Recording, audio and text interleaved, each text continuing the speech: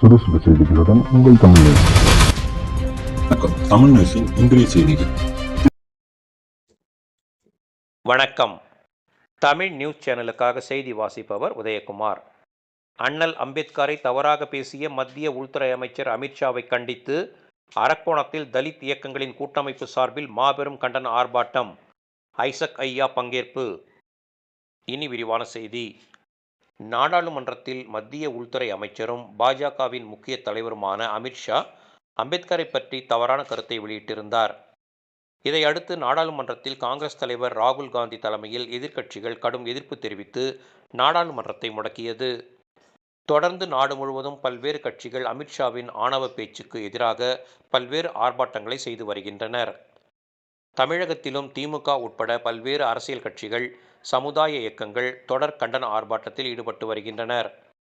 அதன் தொடர்ச்சியாக அரக்கோணம் பழைய பேருந்து நிலையம் எதிரில் உள்ள அம்பேத்கர் சிலைக்கு எதிரில் அரக்கோணத்தில் உள்ள தலித் இயக்கங்கள் சார்பில் உள்துறை அமைச்சர் அமித்ஷாவின் பேச்சுக்கு எதிர்ப்பு தெரிவித்து மாபெரும் கண்டன ஆர்ப்பாட்டத்தை நடத்தியது. இந்த கண்டன ஆர்ப்பாட்டத்தில் அமித்ஷாவுக்கு எதிராக பல்வேறு தலைவர்கள் கண்டன உரை ஆற்றினர். தொடர்ந்து கண்டன ஆர்ப்பாட்டம் நடைபெற்றது.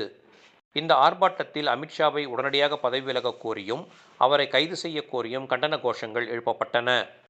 இந்த கண்டன ஆர்ப்பாட்டத்தில் அகில இந்திய ஜனநாயக மக்கள் கட்சி தலைவரும் கல்வி தந்தையுமான ஐசக் ஐயா கலந்து கொண்டு அமித்ஷா குறித்து கண்டன உரையாற்றினார். அவர் பேசுகையில் அமித்ஷா சாத்தானின் வாரிசு என்றும் அம்பேத்கர் இயற்றிய சட்டத்தால் தான் படிக்காத அமித்ஷாவும் மத்திய உள்துறை அமைச்சராக ஆனதாக கூறினார். இந்த கண்டன ஆர்ப்பாட்டத்தில் அம்பேத்கர் மக்கள் இயக்க விடுதலை முன்னணி பொதுச் செயலாளர் மோகன், அம்பேத்கர் மக்கள் இயக்க தலைவர் AM பார்த்திபன், அம்பேத்கர் சமத்துவ இயக்க தலைவர் செந்தில்குமார், விடுதலை சிறுத்தைகள் கட்சி முக்கிய நிர்வாகி கௌதம், அரக்கோணம் ரயில் பயணிகள் சங்க தலைவர் நைனா மாசிலாமணி, தலித் அமைப்பின் முக்கிய நிர்வாகிகள் இன்பநாதன், யஷ்வந்த் ராஜ், பகுஜன் சமாஜ் கட்சி நிர்வாகி சுதாகர் உட்பட தலித் இயக்கங்களின் முக்கிய நிர்வாகிகள் பலர் கலந்து கொண்டனர். இதனால் இப்பகுதியில் பரபரப்பான சூழ்நிலை காணப்பட்டது.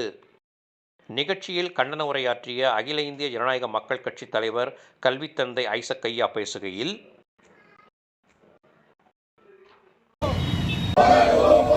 அமித்ஷா ராஜினாமா செய்ய வரைக்கும் போராடுவோம். பிஜேபி இறக்க வரைக்கும் போராடுவோம்.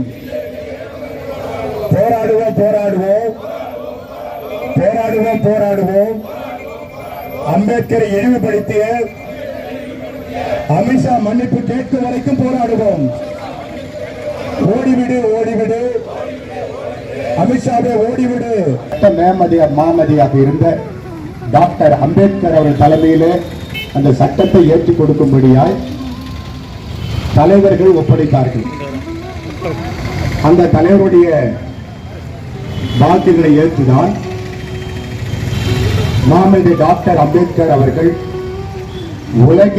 உலக வரலாற்றில் இல்லாத ஒரு மிகப்பெரிய சட்டத்தை இந்தியாவிலே முதலாக ஏற்றிக் கொடுத்தவர் டாக்டர் மாமேதை அம்பேத்கர். உலகத்தில் இந்த சட்டங்கள் கிடையாது. அவர் எழுதுற சட்டம் இன்னமும் கூட யாராலும் உருவாக்க முடியல. அப்பேற்பட்ட நீண்ட வரலாறு மிக்க ஒரு சட்டத்தை ஏற்றிதான் இந்த இந்தியாவை குடியரசு நாடாக மாற்றினார். எல்லாரும் அறிந்த உண்மை. உலகமே இவரை கல்வி தந்தை என்று போற்றுகிறது. ஏன்னா இவர் மாதிரி யாரும் படிச்சவங்க யாருமே கிடையாது. இதுவரைக்கும் இல்லை, இனி வரப்போதும் கிடையாது. நம்ம அமித்ஷா சொல்ற மாதிரி இந்த அமித்ஷா படிக்காதவர் என்ன படிச்சாங்க யாருன்னு தெரியுமா? பிரதமர் மோடி அவர்கள் என்ன படிச்சாங்க தெரியுமா? நிறைய யூனிவர்சிட்டிகளால் லெட்டர் எழுதி பார்த்தாங்க, ஒன்று கூட பதில் வரல. என்ன படிச்சாருன்னே தெரியாது. ஒன்றும் எங்களுக்கு தெரியாது. நான் என்ன படிச்சேன்னு ஊர் உலகத்துக்கு தெரியும். அவர் என்ன படிச்சான்னு தெரியாது. இப்படிப்பட்ட படிக்காதவங்களாம் கொண்டு போய் இன்னைக்கு உள்துறை அமைச்சரை உட்கார வச்சது யாருன்னா அம்பேத்கர் ஏற்ற சட்டம் தான். படிக்காதவன் உள்துறை அமைச்சராகலாம், படிக்காதவன் பிரதமர் ஆகலாம், படிக்காதவன் சட்டமன்ற உறுப்பினர் ஆகலாம், படிக்காதவன் முதல்வர் ஆகலாம். இந்த மாபெரும் மக்களாட்சி தத்துவத்தை சட்டமாக ஏற்றிக் கொடுத்த அந்த அம்பேத்கரின் சட்டம் தான் இன்னைக்கு பாராளுமன்றத்தில் உட்கார்ந்து கொண்டு அம்பேத்கரை பற்றி பேச வச்சுட்டு இருக்கு. அம்பேத்கரை பற்றி அம்பேத்கர் பேசினா போச்சு அப்படின்றாங்க. பாராளுமன்றத்தில் கிட்டத்தட்ட 84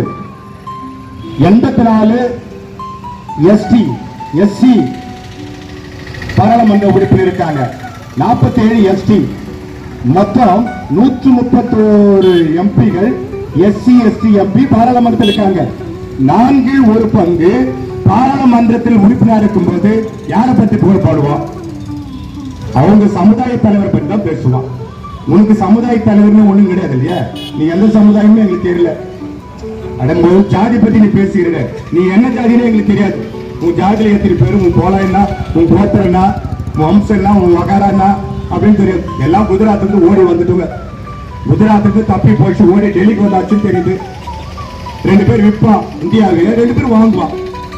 ஒண்ணு மோடியும் அமித்ஷா விற்பான், அதானி அம்பாரும் வாங்குவான். இதான் நடந்துருக்குது இந்த நாட்டுல.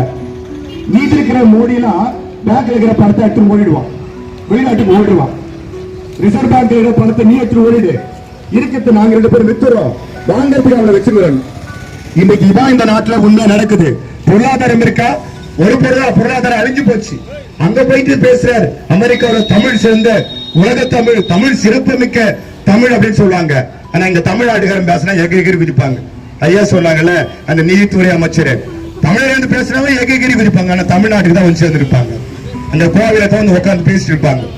ஆனால் இந்த படிக்காத மேதை காமராஜர், இங்கு படித்த மேதை டாக்டர் அம்பேத்கர், உலக புகழ் பெற்றவர். உலகம் எல்லாம் தலைவரை ஏற்ற பிறகு நீ என்ன தலைவரை ஏத்துக்கணும், ஏத்துக்கா போறான?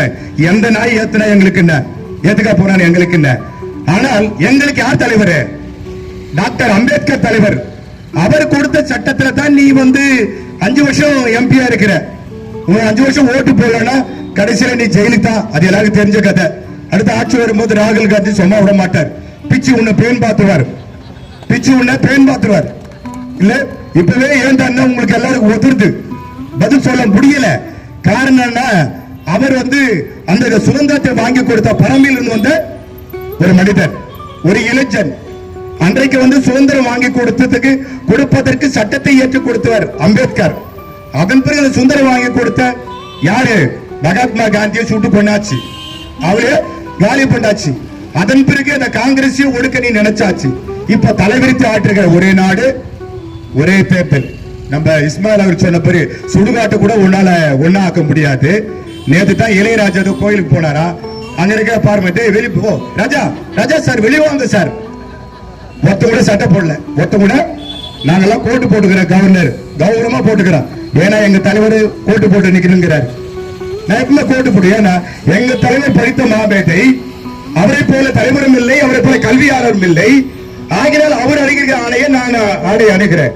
இது சமுதாயத்தினுடைய மிக சிறந்த ஆடை. ஆனா அந்த தலைவரை பற்றி ஒரு பாராளுமன்றமே கூடுவதற்கு சட்டம் இயற்றி கொடுத்தவரே அம்பேத்கர் தானே. அந்த பாராளுமன்றத்தை பற்றி போய் உட்கார்ந்து அம்பேத்கரை பற்றி அம்பேத்கர் ஸ்டைல அம்பேத்கர் பேசுன்னு சொல்ற, கடவுளை போய் வணங்குறேன். நாங்க கடவுளை வணங்கிட்டு தான் இருக்கோம். பரலோகத்துல எங்களுக்கு இடம் இருக்கு. ஆனா நரலோகத்துல நீ இருக்கிற ராஜாவா? நீ தான் பிசாசு ராஜா. நரலோகத்துல யார் தலைவர்? பிசாசா தலைவர். இந்த பிசாசு இந்த இந்தியாவில் இருக்கிற வரைக்கும் இந்த நாடு சீர்படாது. கல்வியில வளராது, பொருளாதாரத்தில் வளராது, உயர்வும் பெறாது. ஏன்னா இருக்கிறதெல்லாம் இன்னும் ஒரே நாடு ஒரே தேர்தல். மற்ற தேசத்துல இருக்கிற மாதிரி இவர் அதிபரா ஆயிட்டு மொத்தத்தையும் பட்டா போட்டு வித்துலான்னு பாக்குறாரு. எல்லாத்தையும் வித்துட்டு நம்மளை எல்லாம் நடுத்தருவுல தெருகோடியில, இவங்க எல்லாம் கோடி கோடியா சம்பாதிப்பாங்க, நம்ம எல்லாம் தெருகோடியில உட்கார வச்சாங்க, போராடிக்கிறோம். காரணம் என்ன? இவன் எல்லாம் பணக்காரன் ஆயிட்டான், மொத்த கோடி கோடியா சம்பாதிச்சுட்டான். கோடி பணங்கள் எல்லாம் எவ்வளவு பணம் வருதோ மொத்தம் எங்கெங்க பெரிய பெரிய டெண்டர், எங்கெங்க பெரிய திட்டங்கள் மொத்தத்தையும் கொள்ளடிச்சு சாப்பிட்டாச்சு. அதுக்குன்னு ஆட்கள் வச்சுங்கிறான் டெண்டர் எடுக்கிறதுன்னு. அதுக்கு தான் 2 பேர் இருக்கிறாங்க. உலகம் முழுவதும் இன்றைக்கு நாடு முழுவதும் பெரிய பெரிய ரிலையன்ஸ் கம்பெனியா அந்த மாடலா இந்த மாடலா ஒண்ணு கூட விடல. அவன் அரிசி பருப்பில தொடப்பம் கூட விடல. தொடப்பத்தை கூட விற்க ஆரம்பிச்சான், செருப்பு கூட விற்க ஆரம்பிச்சான். காரணம் அந்த செருப்பு விற்கிறதுல இருந்து மேல் மட்டும் பங்கு வைக்கிற வரைக்கும் அவனுக்கு வித்து கொடுத்துட்டான். அவனை பத்தி பேசினா, அதானி அம்பானை பத்தி புகழ்ந்து பேசினா இவனுக்கு நல்லா இருப்பான்னு பாராளுமன்ற. அம்பேத்கரை பத்தி திருடர்களை பத்தி பேசினா ஓகே இல்ல, இவங்க எல்லாம் திருடனுக்கு தொடப்படுறவங்க தானே. ஆக்சுவலா என்ன, அவங்களுடைய அந்த அதானி அம்பானியும் சம்பாதிச்சிருக்கிற எல்லா சொத்துக்கும் யாருன்னா இவங்க தான் அதிபதி. இவங்க 2 பேர் தான். அவன் ஒரு பினாமி, அவன் ஒரு பினாமி. எல்லா சொத்தையும் என்ன பண்றாங்க, இந்தியாவே வந்து அவங்க வாங்கிட்டு கொள்ளடிச்சிட்டு இருக்கிறாங்க. இவர்களுக்கு பாராளுமன்றத்தில் உரிமைகளுக்காக போராட போகிற அந்த பாராளுமன்ற உறுப்பினர்கள் 131 பேர் உட்கார்ந்துட்டு இருக்க நாள்ல ஒரு பங்கு அம்பேத்கர் வழியிலே அம்பேத்கர் இயற்ற சட்டத்தில் அம்பேத்கர் கொடுத்த இடஒதுக்கீடு அவங்க பாராளுமன்றம் வந்திருக்காங்க. அம்பேத்கர் சார்ந்திருக்கிற சமுதாயத்தில் இருக்கிற மக்களையும் பாராளுமன்ற உறுப்பினர்களையும் சட்டமன்ற உறுப்பினர்களையும் அவர் இயற்றிய அரசியலமைப்பு சட்டத்தையும் புறக்கணித்து அவர் இப்படி பேசியுள்ளார். அம்பேத்கர் என்பவர் மிகப்பெரிய தலைவர். அவர் இந்திய அரசியலமைப்பு சட்டத்தினுடைய தந்தை, தாழ்த்தப்பட்ட சமுதாய மக்களுடைய தலைவர், பாராளுமன்ற சட்டமன்ற நீதிமன்ற அத்தனை சட்டங்களுக்கும் சொந்தமானவர். அப்படிப்பட்ட ஒரு தலைவரை இழிவாக பேசியிருப்பது கண்டனத்திற்குரியது மட்டுமல்ல, அவர் பதவி விலக வேண்டும். பதவி விலகினால்தான் இந்தியா தேசம் முழுவதும் அம்பேத்கரை பற்றி பேசியதற்காக எதிர்ப்புகளும் ஆர்ப்பாட்டங்களும் போராட்டங்களும் வலுப்பெற்று வருகிறது.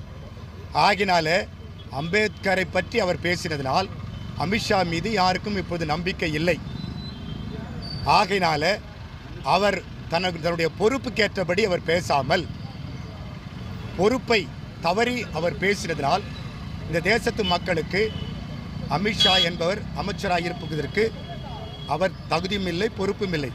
ஆகினால் பதவி விலக வேண்டும். அந்த சமுதாய மக்களுக்கும் மற்ற அனைத்து மக்களுக்கும் மிகப்பெரிய ஒரு வேதனையாக, சம்பவமாக, வருத்தமாக இவர் பேசின கருத்து இருக்கிறது.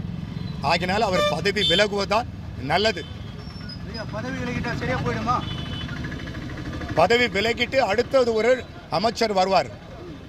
அவரவர்கள் அம்பேத்கரை பேசுகிற யாராக இருந்தாலும் பதவி விலகணும்.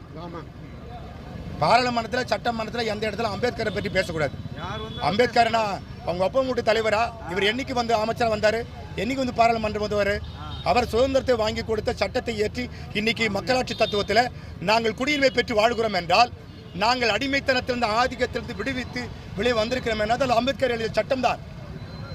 குடியாட்சி முறை, மன்னராட்சி முறையெல்லாம் ஒழிக்கப்பட்டு குடியாட்சி முறையில் வந்திருக்கும். நாங்கள் இப்போ அவருடைய சட்டத்தின்படி தான் பாதுகாப்பாக இருக்கிறோம் என்று நான் நம்பி வாழ்ந்து கொண்டிருக்கிறோம். அந்த சட்டத்தை இயற்றினவை பற்றி அவதூறாய் பேசினால் அப்படிப்பட்ட அமைச்சர் இந்தியாவுக்கு தேவையில்லை.